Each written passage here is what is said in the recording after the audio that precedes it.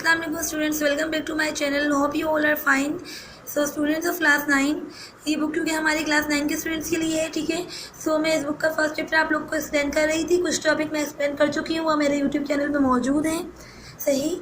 सो आज जो भी टॉपिक है वो मैं आज आप लोग को एक्सप्लेन करके बताऊँगी, ठीक है. सो नेक्स्ट टॉपिक है हमारा इलेक्ट्रॉनिक एरा यानी इलेक्ट्रॉनिक दौर, मॉडर्न एज, आज का दौर. The advancement in vacuum or electron tube gave birth to the electronic era. जो एडवांसमेंट थी, ठीक है, जो तरक्की की थी वैक्यूम और इलेक्ट्रॉन ट्यूब ने, उनकी वजह से किस चीज़ का जन्म हुआ? इलेक्ट्रॉनिक एरा का, इलेक्ट्रॉनिक दौर का जन्म हुआ. In the era the true computer were invented. जो इस दौर में ट्रू कंप्यूटर्स जो इन्वेंट हुए. ट्रू कंप्यूटर्स कौन से होते हैं? जो इनपुट प्रोसेस और आउटपुट पे वर्कआउट करते हैं. Which work on the principle of input store process and output. सही है. जो इनपुट प्रोसेस एंड आउटपुट के प्रिंसिपल पे वर्कआउट करते हैं. सही है. कायदे पर continuous advancement in electronic engineering increase. जो कंटिन्यूस एडवांसमेंट जो है वो मुतसद तरक्की की वजह से इलेक्ट्रॉनिक इंजीनियरिंग में जब बढ़ी, एफिशिएंसी बढ़ी and speed of computer considerably. ज़ाहिर है जब हमारी जो है वो एडवांसमेंट बढ़ेगी इलेक्ट्रॉनिक इंजीनियरिंग में, तो कंप्यूटर की एफिशिएंसी बढ़ेगी, स्पीड भी ज़ाहिर है उसी हिसाब से होगी, ठीक है. द इलेक्ट्रॉनिक एरा में be categorize in generation on the basic of core technology use to build computers. सही. तो इस दौर को हमने जनरेशन में डिवाइड किया है. सही है. कोर टेक्नोलॉजी के अकॉर्डिंग. सही. So first generation read out करेंगे.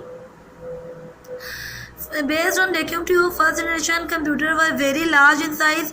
फर्स्ट जनरेशन कंप्यूटर्स जो थे वो वैक्यूम ट्यूब पे बेस करते थे और बहुत लार्ज साइज़ के थे. This generation computer use machine language. और ये कंप्यूटर्स जो थे ये फर्स्ट कंप्यूटर्स थे, तो ये जो है हमारे मशीन लैंग्वेज यूज़ करते थे, ठीक है. इलेक्ट्रॉनिक एरा का फर्स्ट जनरेशन थी, तो ये मैकेनिकल एरा. सो ये क्या मशीन लैंग्वेज यूज़ करती थी. ये हमारी इलेक्ट्रॉनिक एरा की जो फर्स्ट जनरेशन है ये मशीन लैंग्वेज यूज़ करती थी, यानी 0 और 1. Magnetic drums were used as primary internal storage drums. सही है. मैग्नेटिक ड्रम्स यूज़ होते थे स्टोरेज मीडियम के लिए. And punch card for input, और पंच कार्ड यूज़ करते थे इनपुट देने के लिए. In this generation mainly batch processing operating system were use. और इस जनरेशन कंप्यूटर में हम batch processing operating system use करते थे. यह सेकेंड चैप्टर में आप पढ़ेंगे. Computer of this generation were primarily use for scientific and research purposes. जो ये कंप्यूटर्स थे ना, ये बुनियादी तौर पर साइंटिफिक और रिसर्च पर्पजेज के लिए यूज़ होते थे. Electronic numerical integrator and calculator, universal automatic computer are examples of first generation computers. सही है. ये 2 एग्जाम्पल्स थी फर्स्ट जनरेशन कंप्यूटर की. स्टूडेंट्स हम सेकेंड जनरेशन की तरफ बढ़ते हैं. बिकॉज ऑफ ट्रांजिस्टर की वजह से computer become smaller, faster, cheaper and more efficient. Computers जो थे वो छोटे, तेज़ चलने वाले, सस्ते और जो है वो ज़्यादा एफिशिएंट हो गए थे. Assembly language and high level language Fortran was introduce. और सेकेंड जनरेशन में जो है वो हाई लेवल लैंग्वेज और असेंबली लैंग्वेज इंट्रोड्यूस करवाई गई. Magnetic core was use as primary internal storage medium. और मैग्नेटिक कोर यूज़ किया जाता था प्राइमरी इंटरनल स्टोरेज के लिए. And punch card was use for input. और पंच कार्ड जो है वो इनपुट देने के लिए यूज़ करते थे. Batch processing and multi programming operating system were used. और इस जनरेशन में बैच प्रोसेसिंग तो यूज़ होता था, लेकिन मल्टी प्रोग्रामिंग ऑपरेटिंग सिस्टम भी यूज़ होते थे. These computer were mainly use for commercial productions. और ये कमर्शियल प्रोडक्शंस के लिए यूज़ होते थे ये वाले computer. Scientific and engineering analysis and design. सही है. इसकी एग्जाम्पल्स हैं IBM की मीन्स होती है इंटरनेशनल बिजनेस मशीन. सही थी. इसकी एग्जाम्पल्स दी हुई हैं. फिर है हमारे पास third generation of computer. Use of ICs कहते हैं integrated circuits. Further decrease size of computer. जो ज़ाहिर है जब जनरेशन कंप्यूटर तरक्की करता गया, लोगों के एफर्ट्स जो हैं वो सरसर मेहनत की वजह से लोगों ने अपने दिमाग लगाना शुरू किए. तो इस वजह से जो है वो सबसे फर्स्ट जनरेशन के कंप्यूटर बहुत बड़े थे साइज़ में. सेकेंड जनरेशन के उससे थोड़े छोटे हुए. उसकी जो है वो फीचर्स भी थोड़े ज़्यादा अच्छे हो गए. और थर्ड जनरेशन ज़ाहिर है उससे थोड़ी सी ज़्यादा अच्छे फीचर्स में आ गए, तो साइज़ जो था वो थोड़ा सा छोटा था. सही कंप्यूटर का. इनकी स्पीड एंड एफिशिएंसी भी अच्छी थी. लेस एक्सपेंसिव, इतना ज़्यादा एक्सपेंसिव भी नहीं थे. High level programming language such as Pascal and COBOL were use. और पास्कल एंड कोबोल यूज़ होती थी. सही है. Keyboard and as input and monitor as output, और इस जनरेशन में कीबोर्ड यूज़ करते थे इनपुट देने के लिए और मॉनिटर आउटपुट देने के लिए। Also is the use of computer, इसने जो है और आसान कर दिया हमारे कंप्यूटर का use. Time sharing and real time operating system were used, और इसमें टाइम शेयरिंग और real time operating system use होता था। सही है। The use of computer were extended to database management and automatic industrial control IBM। सही है। जो यूज़ होता था इस कंप्यूटर का वो बढ़ा दिया गया डेटाबेस मैनेजमेंट में और इंडस्ट्रियल वर्क जो होता है उसमें। सही है। IBM 370 are the example of this generation computer, और ये जो इंटरनेशनल बिजनेस मशीन थी ये एग्जाम्पल है थर्ड जनरेशन कंप्यूटर की। सो फोर्थ जनरेशन कंप्यूटर हमारे पास स्टूडेंट से the invention of micro processor was revolutionary which caused the development of faster, less expensive, smaller and more reliable computers. सही है। Micro processor जब हमारे पास इंट्रोड्यूस हुआ था, सही है, तो ये एक मेजर डेवलपमेंट थी। सो इसकी वजह से क्या हुआ, हमारे कंप्यूटर जो है वो फास्टर हो गए, बहुत कम एक्सपेंसिव हो गए, साइज में भी ऐसे हो गए कि पोर्टेबल हो गए, हम ले जा सकते थे किसी दूसरी जगह, और मोर रिलायबल यानी पूरे एतमाद थे। They use semi conductor memories, कि जो है semi conductor memories use, semi conductor memories कौन सी होती है, RAM and ROM, and magnetic storage became popular.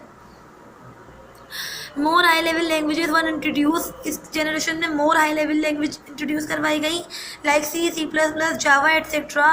These were introduce, these computers are use in almost every field of life, और ये computers तकरीबन हर फील्ड में यूज़ हो रहे हैं, like space application, business and art work. जैसे space application में, business में और आर्ट वर्क में। ठीक।